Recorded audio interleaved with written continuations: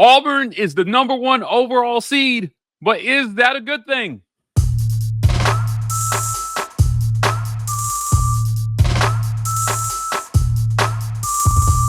Welcome on into the Auburn Express, powered by the War Report. I'm your host, Mike G, and thank you so much for giving us a listen today. We're talking SEC basketball, and your boy Dave is fresh off the boat back from Nashville. I was in Tennessee for the SEC tournament. Auburn had a Saturday exit, as did Alabama. Florida won the whole damn thing. They look like the best team in the country right now. I have a sneaking suspicion the SEC power rankings are going to reflect that.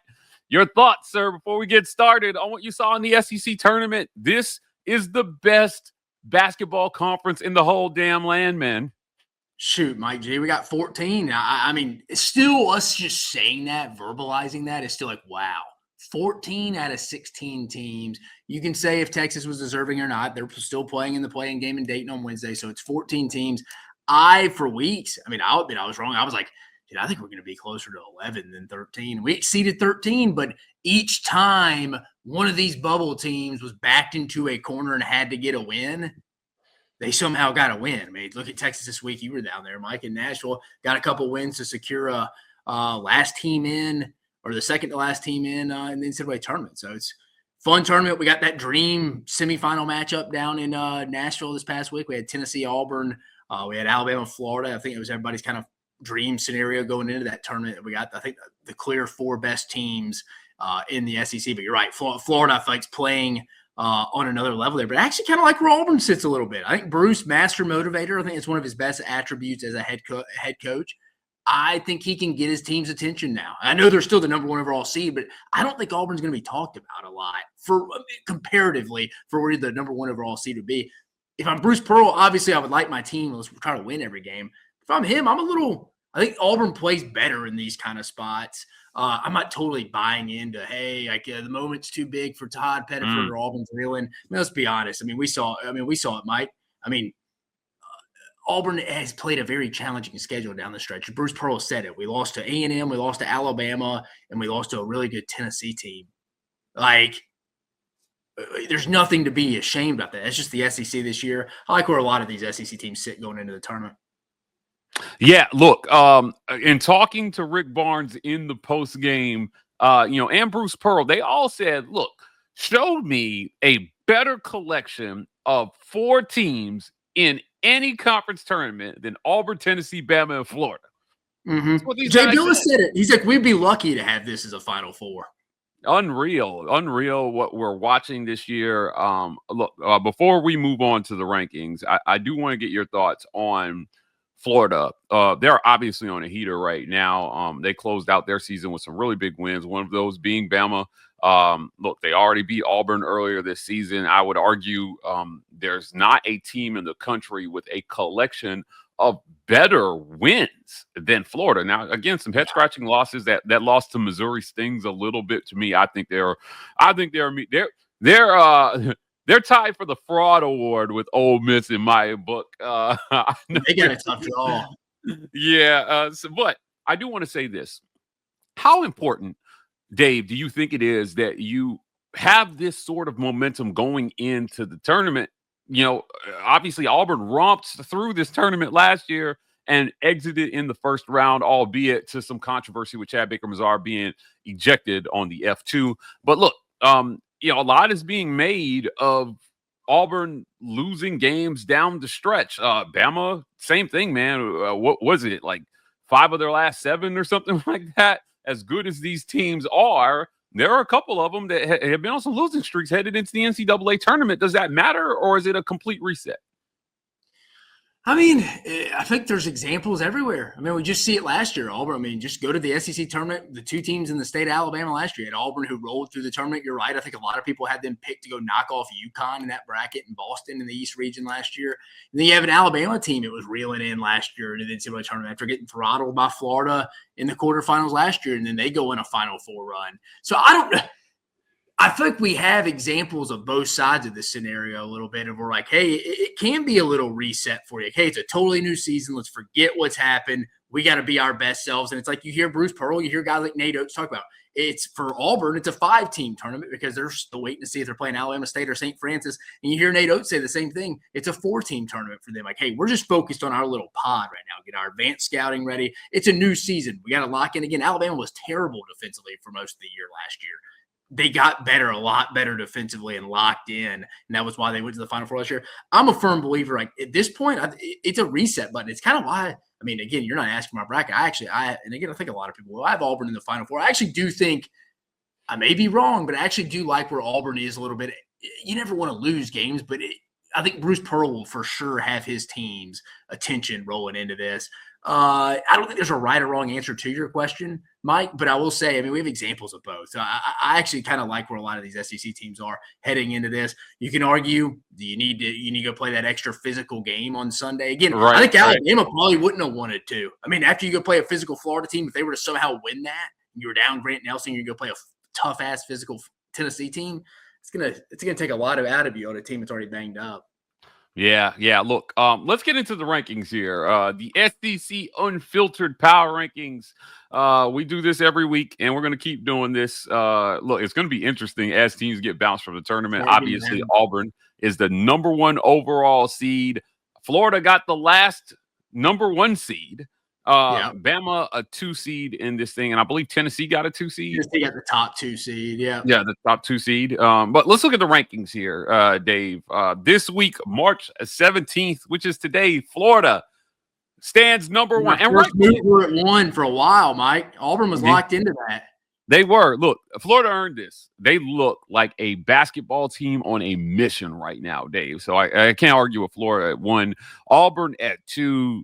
Again, more about body of work than it is what they've done lately. But there was a question asked to Bruce Pearl in the postgame about whether Auburn should be panicked or not. And boy, did he share his opinions with that reporter. We posted that clip. I don't know if you saw it, Dave, but I thought he didn't take too kindly. I don't blame him either. It's kind of like, I mean, no, man, look at the schedule. We played panicked.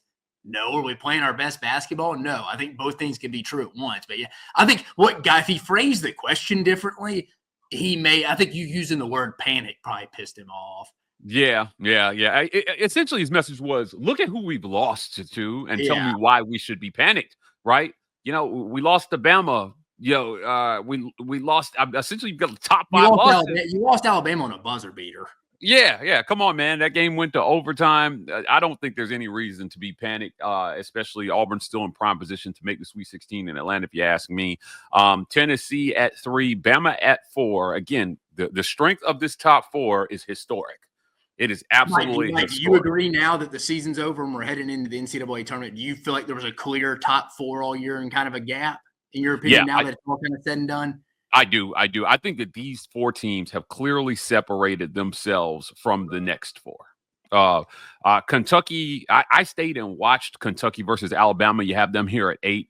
They're a beaten team, man. They're injured. And yeah, I mean, that whole game was Kentucky doing something great immediately followed by something stupid. They were turning the ball over. I'll say this too. They got a 3 seed in the tournament, as you are well aware. Crazy. They're pretty crazy. Seed. Yeah. I was shocked when I saw them at the 3 seed. But look, I think that speaks to the strength of the conference, Chris. Mm-hmm. Ole Miss at 7. Again, my feelings about 6 and 7. These teams here, rightfully you have A&M in front of them. I'm glad you did that, Dave. My guy Dave Shoemate coming through with Texas A&M over Missouri. Missouri had to push back a little bit. Actually, like Ole Miss is decent. Again, I'm not a big fan of Missouri's draw. Like what they are. I'm a little higher on them than you. You got back and forth with that. But their draw, you get Drake, and then in your second round, you get who was I looking at that they got? I got my bracket pulled up right here. It was where's my Missouri Tigers at? I think they're 6 seed. They got a 6 seed, and I thought that was too high. And they've kind of faded down the stretch. Hold on. I'm trying to make sure. All right, Missouri, Drake. Yeah, and they would get the winner of Texas Tech, UNC, Wilmington, which I think Tech's better than Missouri. Yeah. Look, at the end of the day, we agree where they're at. Yeah, I thought the 6 seed was too high, but again, I think that speaks to the strength of the conference. I'm going to skip over the middle here because I don't have really questions about a lot of these teams. Georgia was thought to be on the bubble for a lot of our discussions week in and week out. The SEC got 14 teams in. That means 2 teams from what was consistently our bottom 4, Dave, made it into this tournament. Oklahoma and Texas sneaking in. Wild. I mean, absolutely wild. I mean, again, I said at the beginning of the show, Mike, I was wrong. I thought we were going to be closer to 11, 12. If you made me bet, I would have said 12. And then 14? Man. Yeah. Listen, just an absolute historic season for the SEC. Greg Sankey, saw him in Nashville, big smile on his face the whole time, kind of roaming courtside, saying, see, I told you it just means more. But look, we're going to take a quick word from our sponsors, and then we're going to talk about each one of these teams quickly and how deep we think they're going to go into this NCAA tournament. Guys, this episode of the Auburn Express, powered by the War Report, is brought to you by our friends at the Rogue Shop. Visit rogueshop.com and use code REPORT to get 15% off that Rogue Shop order. Pain, sleep, stress, anxiety, whatever ails you in life, the Rogue Shop has something that has you covered. Visit rogueshop.com. Again, use code REPORT to get 15% off your Rogue Shop order. Also, this episode is brought to you by our friends at Golden's Cast Iron. Visit goldenscastiron.com/WR and use code Get Your Weight Up for 15% off your weights and code TWR for $65 off fire pits and Kamado grills. goldenscastiron.com. Great long-term sponsors of the War Report. We appreciate them for sponsoring the segment. Spring is here. You want to be looking good and eating good, and Golden's Cast Iron has you covered on both those things. Also, this episode is brought to you by our friends at the Vibe Vault. Headed over there after this segment, Dave, to get a haircut so I can be fresh for Lexington. The Vibe Vault in Phoenix City, 3462 Crosswinds Road, Sweet Eye, Phoenix City, Alabama on 431. That's across from Chattahoochee Valley Community College, right there off 431. The Vibe Vault, my guy Steve Watkins over there, keeping the community fresh, including your boy Mike G. I go get the Usher fade every single week at the Vibe Vault. I don't know what I would do without Steve. Dave, the relationship between a man and his barber is sacred. And I promise you, after you visit the Vibe Vault, you will not want to get your hair cut anywhere else. We appreciate them for sponsoring this segment. Look, I got a simple question for you. And obviously, this is an Auburn show, and we're Auburn-centric. But we have said in the last segment how historically strong the top 4 teams are here. Dave, who goes the deepest in this tournament? I like Bama's draw. I think they have a really good draw to go really far in this tournament. Auburn, number 1 overall seed, but maybe not the easiest path. Florida might be the strongest team right now. But how do you like each one of these 4 teams to go in this tournament? Yeah, I would say from a standpoint, you're right. I like Alabama's draw. I mean, the first round you get Robert Morris, and then in the second round you get either the winner of St. Mary's and Vanderbilt. Obviously, you've beaten Vanderbilt. Vanderbilt, I think, is a little bit, obviously, like a lot of teams, a little bit better at home. St. Mary's will be an interesting matchup. I think the health of Grant Nelson, which NATO makes it sound like he's getting checked out today by a knee specialist, but they don't anticipate him being out for a while. Maybe he misses Robert Morris, but that'll be key against a St. Mary's team that loves to rebound. I'll say another team, Mike, that I think I got a pretty good break as a 2 seed. I think Tennessee over there in the Midwest bracket. I mean, I know Houston's the one, but they open up with Wofford, and they play either winner of the UCLA, Utah State, and then you talked about it just a minute ago, Mike. The 3 seed in the Midwest, the Kentucky Wildcats. That's your 3 seed that they could see Tennessee, Kentucky could see each other in the Sweet 16. I mean, maybe Illinois from that perspective. But I think I'd be a little shocked. Call me crazy, Mike. To answer your question, I'm going to go Tennessee. I'd be a little surprised if Tennessee was not in the Elite 8.